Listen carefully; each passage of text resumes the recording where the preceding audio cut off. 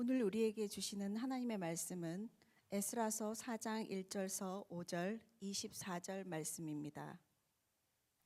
사로잡혔던 자들의 자손이 이스라엘의 하나님 여호와의 성전을 건축한다 함을 유다와 베냐민의 대적이 듣고 스룹바벨과 족장들에게 나와 이르되 우리도 너희와 함께 건축하게 하라. 우리도 너희같이 너희 하나님을 찾노라. 아수르 왕 에살핫돈이 우리를 이리로 오게 한 날부터 우리가 하나님께 제사를 드리노라 하니 스룹바벨과 예수아와 기타 이스라엘 족장들이 이르되 우리 하나님의 성전을 건축하는데 너희는 우리와 상관이 없느니라. 바사 왕 고레스가 우리에게 명령하신 대로 우리가 이스라엘의 하나님 여호와를 위하여 홀로 건축하리라 하였더니 이로부터 그 땅 백성이 유다 백성의 손을 약하게 하여 그 건축을 방해하되 바사 왕 고레스의 시대부터 바사 왕 다리오가 즉위할 때까지 관리들에게 뇌물을 주어 그 계획을 막았으며 이에 예루살렘에서 하나님의 성전 공사가 바사 왕 다리오 제2년까지 중단되니라.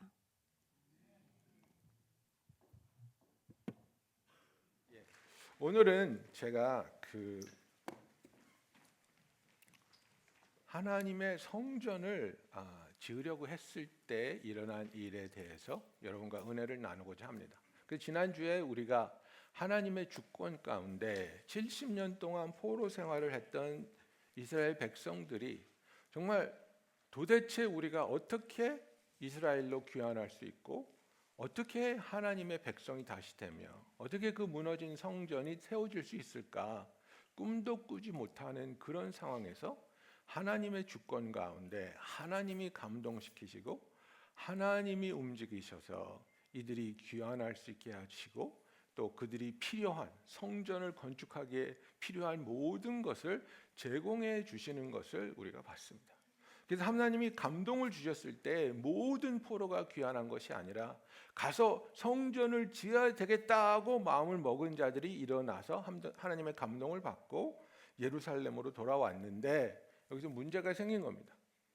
이 사람들은 이제 돌아와서 제단을 다시 쌓고 이제 우리가 성전을 지읍시다 하고 있는데 예루살렘에 강제 이주당한 사마리아 사람들이 와서 우리도 하나님 믿는데 우리도 같이 짓자 이렇게 된 겁니다.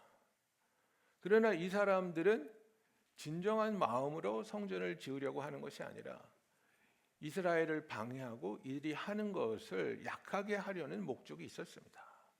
그래서 그것을 거부합니다. 아니다. 이것은 하나님께서 우리에게 맡기신 일이고 우리가 지을 것이다 라고 이야기했을 때에 이들의 마음이 드러나죠. 그래? 그러면 이제부터 방해, 이제부터 못하게 할 것이야. 그래서 이스라엘 백성을 계속해서 공격하고 험담하고 그리고 관리들에게 뇌물을 줘서 하고자 하는 일을 계속해서 방해하고 나중에는 왕한테 편지까지 써서 왕이 아까 읽어주신 것처럼 선포하죠. 성전 짓지 마. 그러면 여러분 한번 생각해 보십시오. 자기들이 바사에서 폴샤에서 그래도 이제 뿌리를 내리고 잘 살고 있었습니다. 아이를 낳아 키우면서 정말 그래 여기서라도 행복하게 살자 잘 살고 있었습니다. 그런데 하나님이 감동을 주시는 겁니다. 그거 다 뿌리 뽑고 예루살렘으로 돌아가. 예루살렘으로 돌아가서 내 성전을 지어. 이 마음에 감동을 주시니까 이 사람들이 정말 두렵고 떨리는 일이지만 정말 손해를 보는 일이지만 엄청난 희생을 감수해야 하는 일이지만 하나님이 불러주시니까 우리가 가겠습니다 하고 예루살렘으로 왔는데 이 일이 시작도 못하는 거예요.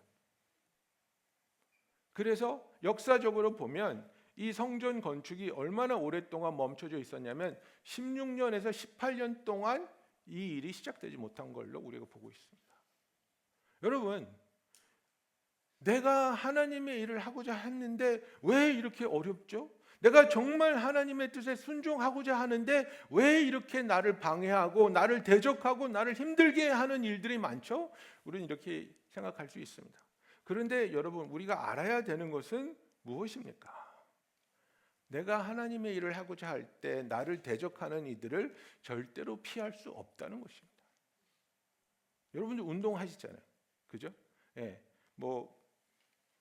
짐에 가서 운동하시는 분도 있고 집에서 홈트 하시는 분들도 있고 뭐 유튜브 틀어놓고 요가 하시는 분들도 있고.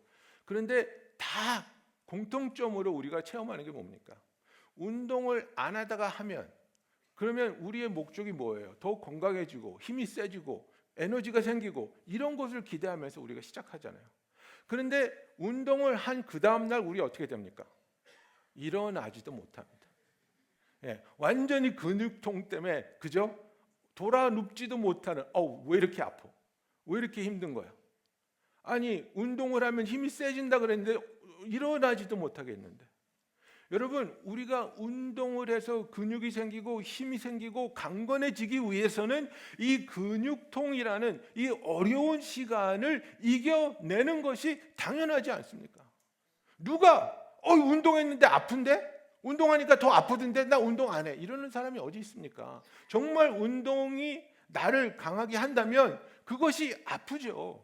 그것이 힘들죠. 그리고 짐에 나가서 이 역기를 들고 스쿼트를 하고 이러는 것들이 절대로 더 쉬워지지 않습니다. 점점 더 힘들게 느껴질 수도 있지만은 그러나 이 고통을 통해서 이 어려움을 이겨내면서 내가 강건해지고 그리고 내가 바라는 그 목적을 이룰 수 있다는 것을 알기 때문에 우리가 그것을 이겨내는 것 아닙니까? 이것이 하나도 이상한 것이 아니지 않습니까?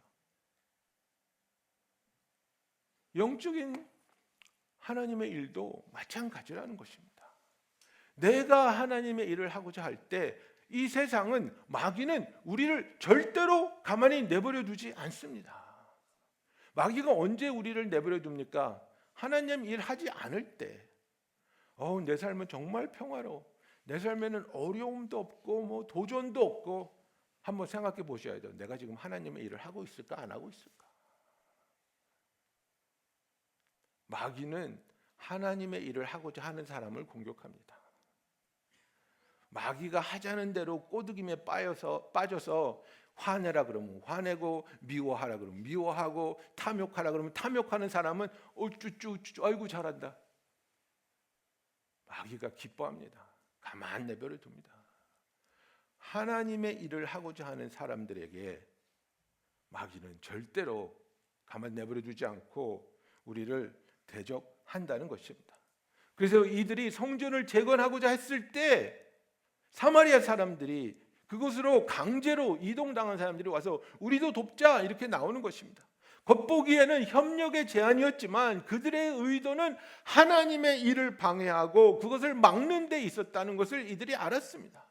그리고 그들이 계속해서 방해했고 뇌물 줬고 왕한테 편지를 써서 성전 건축은 결국 중단되고 맙니다. 그래서 24절에 보면 이에 예루살렘에서 하나님의 성전 공사가 바사왕 다리오 제2년까지 중단되느니라고 말하고 있습니다. 여러분 그렇습니다. 우리가 하나님의 일을 하고자 할 때 마귀는 절대로 우리를 가만히 내버려 두지 않습니다. 그 반대, 우리를 대적하는 것을 우리가 피해 갈 수 없습니다. 하나님의 일을 하는 사람이라면 누구나 마주하게 되는 너무나도 당연한 현실이라는 겁니다. 주님이 우리에게 뭐라고 말씀하셨습니까? 요한복음 16장 33절에 보면 이것을 너희에게 이르는 것은 너희로 내 안에서 평안을 누리게 하려 함이라. 세상에서는 너희가 환난을 당하나 담대하라. 내가 세상을 이기었노라. 그죠? In this world you will see tribulation. But rejoice because I have overcome the world. 주님이 말씀하시지 않습니까? 너희들이 고난당하고 환난당하는 것은 당연한 것이야. Expected. 그러나 너희들이 마음에 평안을 가질 수 있는 것은 무엇이냐면 세상은 너를 핍박하고 세상은 너를 공격하고 너를 물어뜯겠지만 그러나 너희를 공격하는 그 세상을 내가 이겼어. 그리고 내가 너희와 함께해. 내가 너희를 도울 것이고 내가 너희로 하여금 내 뜻을 이루게 할 것이야. 이것이 주님의 함께하시며 이것이 주님의 뜻이요 주님의 능력입니다. 여러분 어려움이 오는 것을 이상하게 생각하지 말고 그 어려움이 올 때 주님이 나와 어떻게 함께 하시는가를 바라볼 수 있는 저와 여러분이 되기를 원합니다. 여러분 믿음은 이 어려운 일을 살살살살 피해 다니는 게 믿음이 아닙니다. 진짜 믿음은 그 어려움 속에서 하나님의 뜻을 신뢰하며 순종하며 나아가는 것이 믿음입니다. 여러분, 우리에게 가장 독약이 되는 하나님을 따르는 방법이 뭔지 아십니까? 가장 게으른 믿음이 뭔지 아십니까? 열린 문의 믿음입니다. 열린 문이 뭐냐면 그냥 문이 열리면 그게 하나님의 뜻이고 문이 닫히면 하나님의 뜻이 아니라고 생각해 버리는 거예요. 여러분, 그게 굉장히 막 영적인 것 같죠. 열린 문만 가면 돼. 문이 닫히면 그게 하나님의 뜻이 아니야. 얼마나 많이 마귀가 하나님의 그 초청의 문을 닫고 있게요. 단기 선교 가려고 그랬더니 갑자기 집에서 에어컨이 터져가지고 1,500불이 나가고 그 돈으로 가려고 그랬는데 제가 코스코 크레딧 카드가 있거든요. 그래서 열심히 그걸 써가지고 리베이트를 600불을 받았어요. 그래서 와이프한테도 안 알리는 이 꽁돈 600불이 생겼구나. 그리고 너무 좋아하고 있었는데 지난주에 코스코에 타이어를 로테이션 하러 갔는데 미스터 청 그러더니 이거 앞바퀴 너무 달아서 이거 안 돼요. 이거 바꾸셔야 돼요. 얼마인데요? 580불. 꽁돈 생겼구나 하고 좋아했는데 그날로 나가더라고요. 예. 이건 뭐 좋은 일 하려다 나간 게 아니고 여러분, 마귀는 어떤 방법을 통해서도 우리에게 그것이 하나님의 뜻이 아니라고 우리를 계속해서 속입니다. 그 속이는 방법이 문을 닫는 거예요. 어려움을 가져오는 거예요. 힘들게 하는 거예요. 제가 여러분들에게 계속 말씀드리는 게 뭡니까? 수련회 전에 집에서 일 나고 부부싸움하고 아기가 아플 거라고 말씀드리잖아요. 그걸 알면서 맨날 속아 넘어가요. 알면서 목사님 갑자기 급한 일이 생겼어요. 갑자기 얘가 열이 102도예요. 그 다음 날은 어떻게 돼요? 싹 났던데요. 그렇죠. 마귀가 그렇게 우리를 속여요. 마귀가 그렇게 우리를 위협해요. 여러분, 문이 닫혔다고 해서 그게 하나님의 뜻이 아니라고 우리가 확신할 수 없습니다. 두드려 봐야죠. 닫힌 문은. 예수님이 그랬잖아요. 문이 닫혔으면 두드리지 마라 그러셨어요? 열릴 때까지 한번 두드려 보라고 하지 않았습니까, 여러분? 문이 닫히면 무조건 하나님의 뜻이 아니다. 그것처럼 게으른 믿음은 없어요. 어려움이 있을 때, 고난이 있을 때, 역경이 있을 때 그때에도 하나님의 뜻을 확신하고 신뢰하고 순종하며 나아가는 저와 여러분이 되기를 예수님의 이름으로 축원합니다. 그래서 이 사람들이 16년에서 18년 동안 성전을 재건하지 못합니다. 그리고 자기의 삶을 살았어요. 여러분 잘 들으세요. 우리가 하나님의 뜻에 실망하고 우리의 상황에 삼켜지게 되면 우리가 하는 일이 뭐냐면요, 우리의 본능으로 돌아가요. 우리의 본능은 뭐냐면 나를 위한 삶을 살기 시작해요. 나를 위한 삶, 내가 어떻게 하면 행복할까? 내가 어떻게 하면 만족할까? 내가 어떻게 하면 기쁨을 누릴 수 있을까? 여기에 집중하기 시작해요. 여러분, 릭 워런 목사님이 쓴 목적이 이끄는 삶, 그죠? Purpose Driven Life. 제일 첫 챕터의 제일 first sentence가 뭔지 아십니까? 기억하세요? It's not about you. 그거예요. It's not about you. 그런데 우리가 하나님의 뜻에, 내 상황에 실망하잖아요. 그러면 그게 확 뒤집어지고 It's about me 이렇게 돼요. 그래서 이 성전 재건이 중단되었을 때 하나님은 학계 선지자를 보내십니다. 학계 선지자를 보내서 이들을 다시 한번 하나님으로 돌아가게 해요.